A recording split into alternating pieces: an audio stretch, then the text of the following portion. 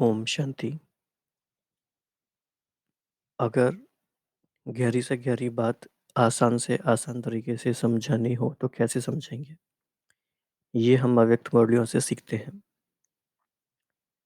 तो बाबा ने इस सृष्टि के गहरे से गहरे राज़ों को, जिन्हें हम कहते हैं अगम निगम के भेद, गहरी से गहरी बातों को बाबा ने बहुत आसान तरीके से बताया है। तो बाबा ने उनके लिए जो तरीके यूज़ किए हैं उसमें एक तरीका है कि बाबा एग्ज़ाम्पल्स यूज़ करते हैं, जिन्हें हम मेटाफर्स या एनालॉजी कहते हैं, और कुछ सिंबल्स के माध्यम से बाबा इनको हमें समझाते हैं। और ये इतने आसान एग्ज़ाम्पल होते हैं कि इन्हें कोई भी समझ सकता है। तो ये बहुत आसान भी हैं और बहुत गहरे भी हैं। इस सृष्टि में नेचुरल लॉज़ के हिसाब से जो भी चीज़ें चलती हैं, जैसा कि आज बाबा ने कहा तारामंडल, तो कैसे वो नेचुरल लॉज़ के माध्यम से हम स्पिरिचुअल लॉज़ को भी समझ सकते हैं, जो कि हमारे जीवन को भी प्रभावित करते हैं। तो बाबा ने आज तारामंडल का एग्ज़ाम्पल यूज़ करते हुए बताया है और हमें चेकिंग का एक फ्रेमवर्क दिया है कि हम चेक करें कि हम कौन से सितारे हैं। तो आकाश में बहुत प्रकार के सितारे होते हैं। बाबा ने उनके नाम लिए। बाबा ने अलग-अलग विशेषताओं के आधार पे बताया, जैसे समीप के सितारे होते हैं, दूर के सितारे होते हैं। ऐसे ही ब्राह्मणों में भी सफलता के सितारे हैं, उम्मीदवार सितारे हैं। एक स्थिति वाले सितारे हैं, यानी एक रस, और दूसरे हैं स्थिति बदलने वाले। तो अलग-अलग प्रकार के सितारों की विशेषताएँ अलग-अलग हैं, लेकिन जो सर्वश्रेष्ठ सितारा है, वो है सफलता का सितारा। तो आज की मुरली का टाइटल ही है सफलता के सितारे की विशेषताएँ। इट मीन्स भले ही शुरुआत तारामंडल से हुई है, लेकिन फोकस सफलता के सितारे पर है। बाबा ने सफलता के सितारों की बहुत सारी विशेषताएं बताई है, और एक-एक विशेषता पे बहुत गहराई से, महीनता से हमें ध्यान देना है, और एक चेकलिस्ट की तरह यूज़ करना है इन सारे पॉइंट्स को कि हमारे में ये सारी बातें हैं कि नहीं है। अगर नहीं है तो हम सफलता के सितारे नहीं बन सकते या अभी नहीं बन पाए हैं। तो सारी बातों को चेक करेंगे। तो सबसे पहले बाबा ने कहा कि जो सफलता के सितारे आत्माएं हैं, वे पुरुषार्थ की विधि में सदैव सहज सफलता का अनुभव करेंगे। इसी को अगर एक दूसरे तरीके से कहा जाए तो विधि से सिद्धि कैसे होती है ये उनको पता होता है। ये फॉर्मूला उनको समझ में आ गया होता है कि विधि से ही सिद्धि होती है। तो क्योंकि उनके पुरुषार्थ की विधि यथार्थ है, तो सदैव सहज सफलता का अनुभव करेंगे। अब हमारे जीवन में कई सारी बातें आती हैं, तो हम पूछते हैं किसी न किसी से कि अब हम क्या करें? तो वास्तव में देखा जाए तो हमें कुछ भी बात किसी से पूछने की आवश्यकता नहीं है, क्योंकि बाबा ने हमें हर एक बात समझाई है, हर एक बात की विधि बताई है। तो जैसे-जैसे हम उन विधियों को समझते जाएँगे, तो हमें सहज सफलता का अनुभव होता जाएगा। दूसरी बात ये होती है उनकी निशानी। बाबा ने कहा कि सहज सफलता का मतलब क्या है? सफलता अधिकार के रूप में है, इसका मतलब क्या है? कि प्राप्ति जो होती है वो बिना मेहनत के होती है, बिना माँगने से होती है। बहुत मेहनत करनी पड़े, माँगना पड़े तो अधिकार नहीं कहेंगे। तो चेक करेंगे हम अपनी लाइफ में कि क्या हम मेहनत कर रहे हैं बहुत? क्या हमें माँगने से मिलता है? तो इसी तरह से सफलता उनकी स्वतः होती है, सहज होती है और अवश्य होती है। स्वतः क्यों होती है? क्योंकि सफलता के लिए जो आवश्यक विधि है वो अप्लाई लाइफ में हो रही है, तो सफलता उसका रिज़ल्ट है, वो स्वतः ही कॉन्सिक्वेंस के रूप में आएगी। और बिना मेहनत के है इसलिए सहज है, और क्योंकि कॉज़ एंड इफ़ेक्ट का रिलेशन है, तो कर्म है तो सफलता भी अवश्य होगी ही। लेकिन फिर बाबा ने एक और बात बताई कि जितना ही वो सफलता के सितारे होते हैं, जितना ही सफलता का नशा होता है, उतने ही वो नम्रचित्त, निर्माण और निर्मल स्वभाव वाले भी होते हैं।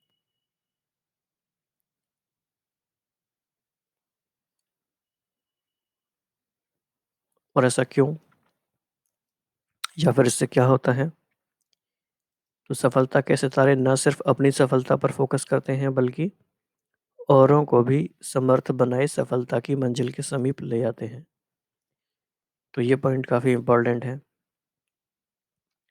बाबा इसी बात को कई बार इस तरह से कहते हैं कि आपका समय सिर्फ अपने प्रति जा रहा है या विश्व सेवा के प्रति जा रहा है, ये चेक करना है। और जो सफलता के सितारे होते हैं वो बार बार अपनी स्थिति परिवर्तन नहीं करते। मीन्स वो एक रस, एक श्रेष्ठ स्थिति पर स्थित होते हैं। क्योंकि बार बार ऊपर नीचे होंगे तो फिर वो उम्मीद के सितारे हो गए, वो सफलता के सितारे नहीं हुए। So they are work in progress, they are not the final product. फिर एक और बाबा ने काफ़ी गहरी बात बताई कि ऐसा नहीं है कि सफलता के सितारे जो होते हैं उनके जीवन में मुश्किल कोई आती नहीं है, या असफलता की बातें आती नहीं हैं, या कई बार देरी भी लगती है, लेकिन वो स्व स्थिति से असफलता को भी परिवर्तन कर देते हैं, अर्थात उनमें परिवर्तन की शक्ति भी होती है। तो आप देखेंगे तो ये काफ़ी डीप फ्रेमवर्क है बाबा ने जो हमें दिया है चेकिंग का, समझने के लिए कि सफलता के सितारे का क्या मीनिंग है। तो बाबा ने आज बताया है कि आकाश में जो सितारे होते हैं उसमें पुच्छल तारे भी होते हैं, और मीन्स की कॉमेट्स होते हैं, और कुछ सितारे ऐसे होते हैं कि धरती के वायुमंडल में जब प्रवेश करते हैं तो पूरे वो बर्न नहीं हो पाते, तो धरती पर वो पत्थर के रूप में गिर जाते हैं, जिन्हें कि मेटेओराइट कहते हैं। तो बाबा ने इनके संग भी कैसे कंपैरिजन किया है ये हम देखेंगे, और ये काफ़ी गहरे बातें हैं। तो एक एक बात को गहराई से इसमें पढ़ेंगे। ओम शांति। तो ज्ञान सूर्य, ज्ञान चंद्रमा बाप दादा अपने नए 100 कल्प पुराने बच्चों के सम्मुख परमात्म तारामंडल का हाल सुनाते हुए बोले। तो परमात्म तारामंडल का हाल भी है, और बाबा ने एक जगह कहा तारामंडल की कहानी भी है ये।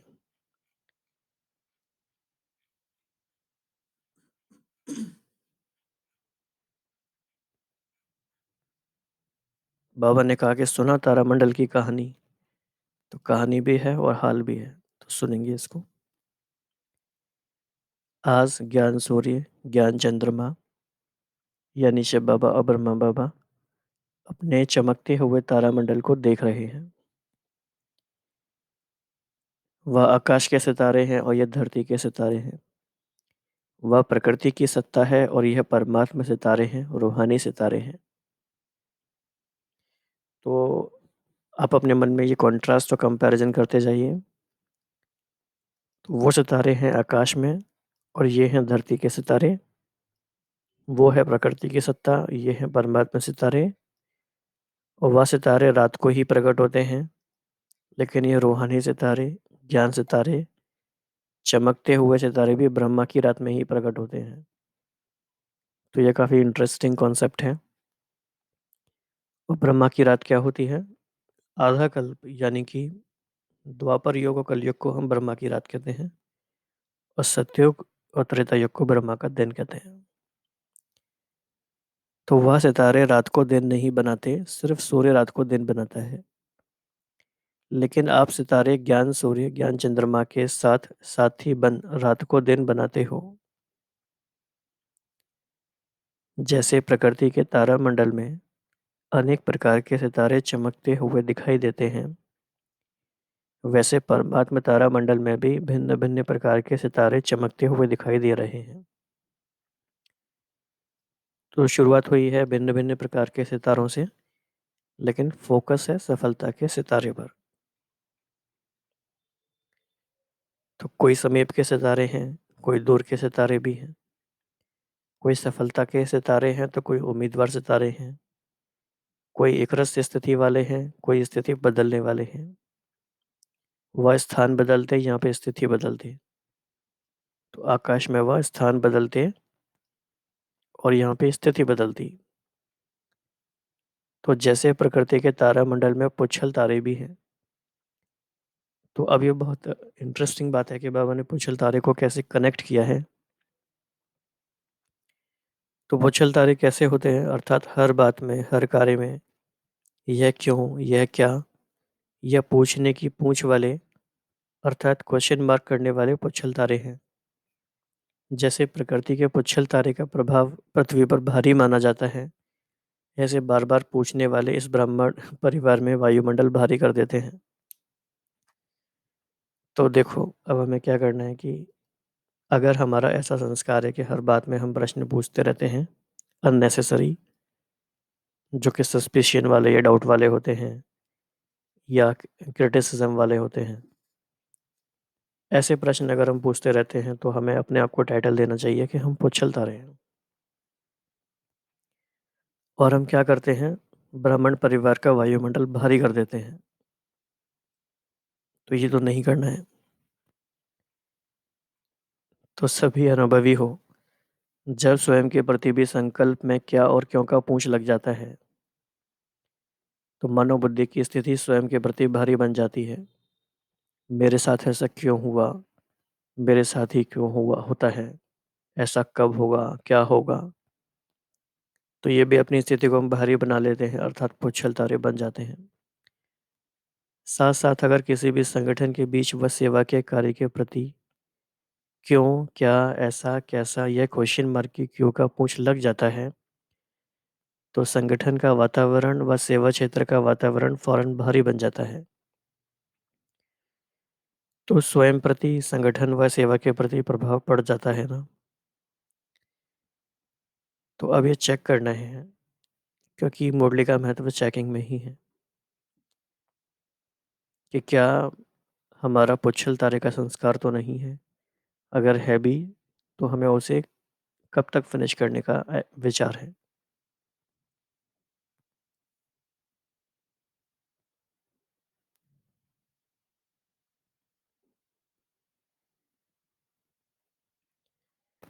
इसके बाद साथ साथ कई प्रकृति के सितारे ऊपर से नीचे गिरते भी हैं, और तो क्या बन जाते हैं, पत्थर। जब ऊपर से वो नीचे गिर रहे होते हैं तो मेटियोर कहते हैं, और वो अगर धरती पर पत्थर के रूप में आ जाते हैं तो उन्हें मेटेओराइट कहते हैं। तो पत्थर बन जाते हैं, यानी थे वो सितारे, बन गए पत्थर।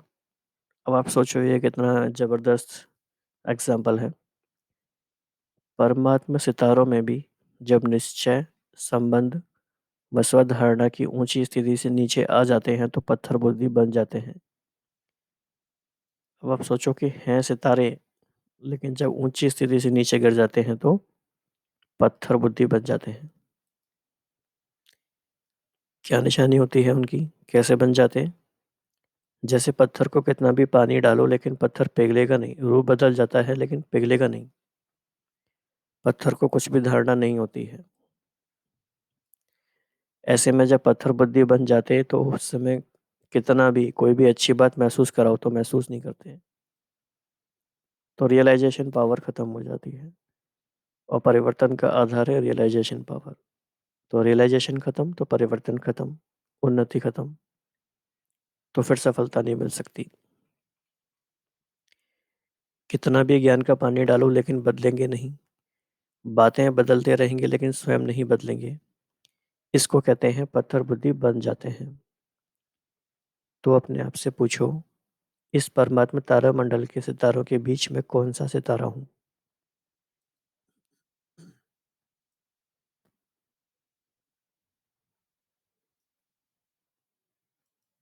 तो एक आसान सा हमारे पास फ्रेमवर्क है।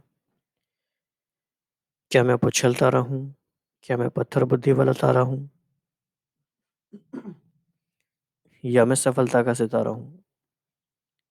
तो सबसे श्रेष्ठ सितारा है सफलता का सितारा।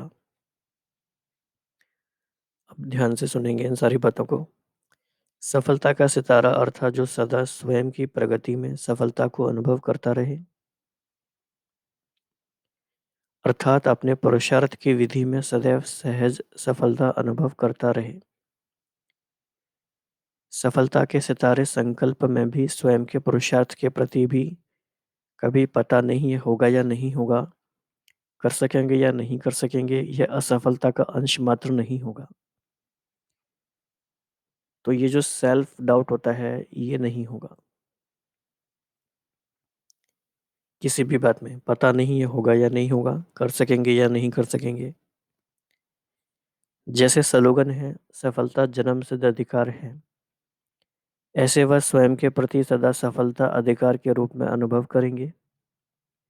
अधिकार की परिभाषा ही है बिना मेहनत, बिना मांगने से प्राप्त हो, सहज और स्वतः प्राप्त हो, इसको कहते हैं अधिकार।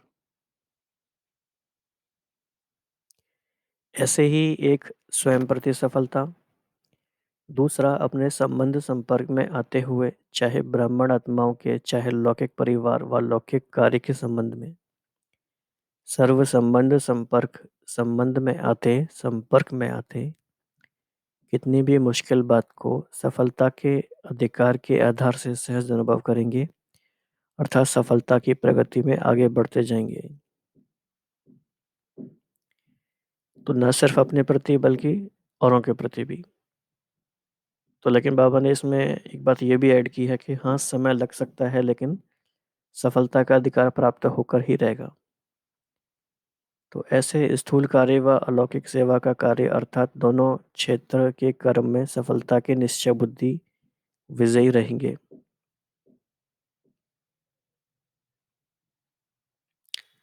चाहे स्थूल कार्य है, चाहे अलौकिक सेवा का कार्य है, दोनों में ही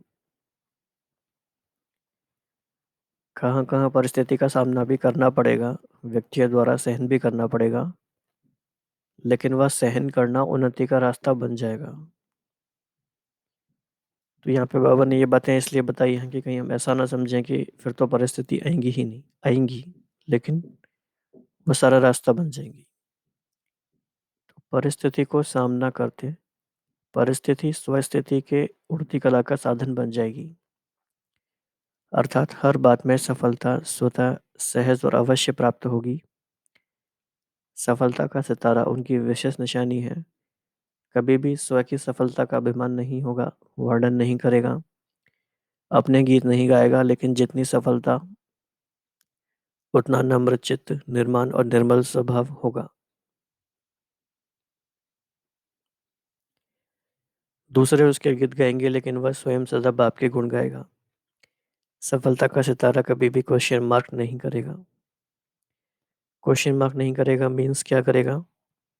सदा बिंदी रूप में स्थित रह के हर कार्य में औरों को भी ड्रामा की बिंदी स्मृति में दिलाए, विघ्न विनाशक बनाए, समर्थ बनाए, सफलता की मंजिल के समीप लाता रहेगा।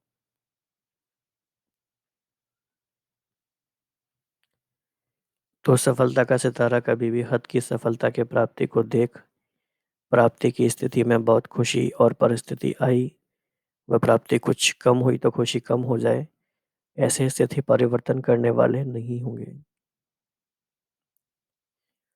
तो सफलता का सितारा फ्लक्चुएट नहीं होता, सदा बेहद के सफलता मुहूर्त होंगे, एक रस एक श्रेष्ठ स्थिति पर स्थित होंगे।